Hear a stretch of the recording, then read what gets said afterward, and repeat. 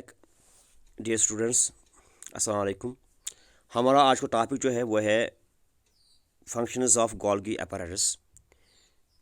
हमने इसका स्ट्रक्चर पढ़ा है, इसके बारे में हमने पहले ही पढ़ा है, तो आज हम इसकी फंक्शंस यहाँ पर आपको बताते हैं।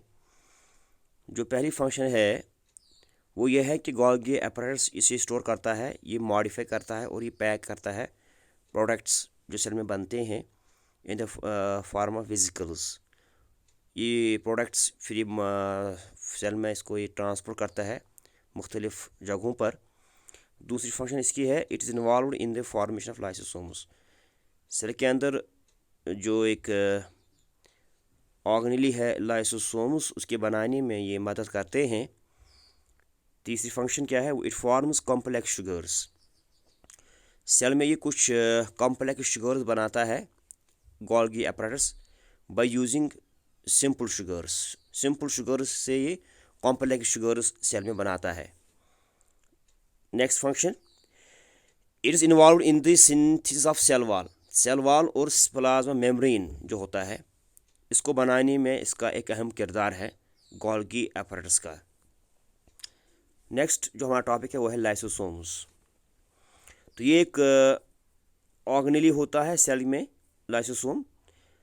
तो सेल के अंदर ये एक वेस्ट डिस्पोज सिस्टम बनाता है। ये सेल में जितना जो वेस्ट जमा होता है, सेल के अंदर जो वेस्ट होता है, इसको ये सेल के बाहर फेंकने में या डिस्पोज ऑफ करने में मदद करता है। तो लाइसोसोम्स क्या होते हैं, दे आर मेम्ब्रेन बाउंड सैक्स। ये कुछ ठेले होते हैं जिनका अपना मेम्ब्रेन होता है। इनके अंदर एंजाइम्स होते हैं, डाइजेस्टिव एंजाइम्स, जो डाइजेशन में मदद करते हैं। तो ये एंजाइम जो होते हैं ये कहाँ से बनते हैं, या they are made by rough endoplasmic reticulum. Rough endoplasmic reticulum से ये बनते हैं। तो lysosomes are also called the suicidal bags of a cell. इनको हम suicidal bags of a cell भी कहते हैं। वो इसलिए कि जब सेल में किसी किस्म की डिस्टर्बेंस होती है, इसके मेटाबॉलिज्म में जब डिस्टर्बेंस होती है, या जब एक सेल डैमेज होती है, इसके में नुकसान होता है, तो उस वक्त क्या होता है कि लाइसोसोम जो होते हैं ये बर्स्ट हो जाते हैं, ये फट जाते हैं, और इसके अंदर जो एंजाइम्स होते हैं वो बाहर आते हैं, और वो एंजाइम्स सेल को डाइजेस्ट करते हैं, इसको हजम कर देते हैं। इस प्रकार इससे हम कहते हैं suicidal bags of a cell. तो हम ऐसे भी कह सकते हैं कि एक सेल सुसाइड करती है, तो सुसाइड करने में इसको तैयार करती है यही ऑर्गेनेली, जिसे हम कहते हैं lysosomes. They are absent in RBCs. Red blood cells में ये मौजूद नहीं होते हैं, वहाँ पर ये एब्सेंट होते हैं। नेक्स्ट इसमें हम पढ़ेंगे इसकी functions. Number first, they help to keep the cell clean.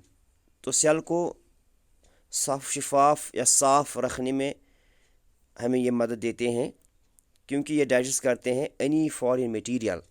Cell में जो भी से बाहर से कोई जो मटेरियल आता है जो सेल के लिए ठीक नहीं होता है, तो उसको ये डाइजेस्ट कर देते हैं उस मटेरियल को। और अगर सेल में कुछ वर्न आउट सेलुलर ऑर्गेनिज्म हो, सेल के अंदर अगर किसी ऑर्गेनेली में कोई गड़बड़ हो जाए, तो इसको ये डाइजेस्ट कर देते हैं, तो सेल को ये साफ़ रखते हैं। इसी वजह से हम इन्हें कहते हैं scavengers and cellular housekeepers of the cell.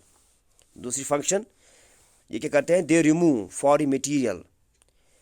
Foreign material जो सेल में आता है, इसको ये रिमूव कर देते हैं। किस तरह, by breaking it into small pieces. इसको ये ब्रेक करते हैं, फोड़ते हैं स्मॉल हिस्सों में, bye it's powerful digestive enzymes की मदद से। तो ये एंजाइम जो होते हैं ये ब्रेक डाउन कर देते हैं ऑल ऑर्गेनिक मटेरियल जो सेल में होता है in the form of foreign material. Next function, during starvation की हालत में क्या होता है, जब भूख की हालत में क्या होता है, उस वक्त लाइसोसोम जो होते हैं दे डाइजेस्ट स्टोर फूड। सेल के अंदर जो ग़िज़ा स्टोर होता है, जमा होता है, इसको ये डाइजेस्ट कर देते हैं बाय ऑटोफैगी। एक प्रोसेस जो होती है, जो हमने पढ़ा है इससे पहले, ऑटोफैगी। तो ऑटोफैगी के ज़रिए ये डाइजेस्ट करते हैं store food and supply energy to the cell. और सेल को ये इस वजह से इस दौरान ये सेल को एनर्जी फराहम करते हैं। तो ये था कुछ अहम बातें थी इस लाइसोसोम्स के बारे में। तो it is all enough for today. Inshallah, we will take another topic by tomorrow.